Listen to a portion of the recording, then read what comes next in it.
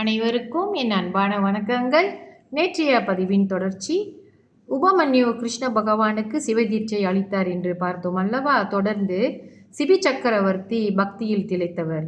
ஒரு சமயம் அவரால் வியாக்கிரபாத முனிவர் தேகம் அபயம் இழக்கும்படி சாபமிட்டார். அபயம் என்றால் அவருடைய அங்கத்தில் இருக்கிற உறுப்புகள்.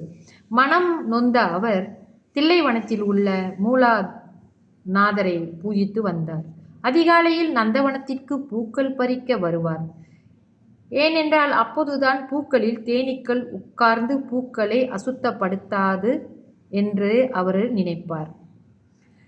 சபிக்கப்பட்ட அவயங்கள் இருந்ததினால் தன்னால் மரங்கள் ஏறி மலர்களை பறிக்க முடியவில்லையே என்று நினைத்தார். அப்பொழுது ஒரு அதிசயம் நடந்தது. அவருக்கு புலி கால்களும் இருளை ஊடுருவி பார்க்கும் ஒளி மிகுந்த கண்களும் இறைவனால் அருளப்பட்டது. அதன் பின் மரங்களில் ஏறி பூக்களை பறித்து பூஜை செய்து வந்தார்.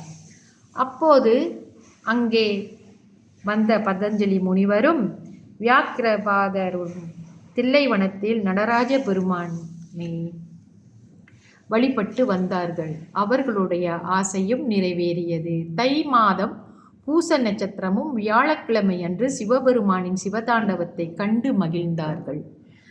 வியாக்கியபாதர் முனிவரும் பதஞ்சலி முனிவரும் மூத்த சித்தர்களாக போற்றப்படுகிறார்கள். பதஞ்சலி முனிவர் எப்படி பூவுலகில் அவதாரம் எடுத்தார் என்பதை பார்ப்போம்.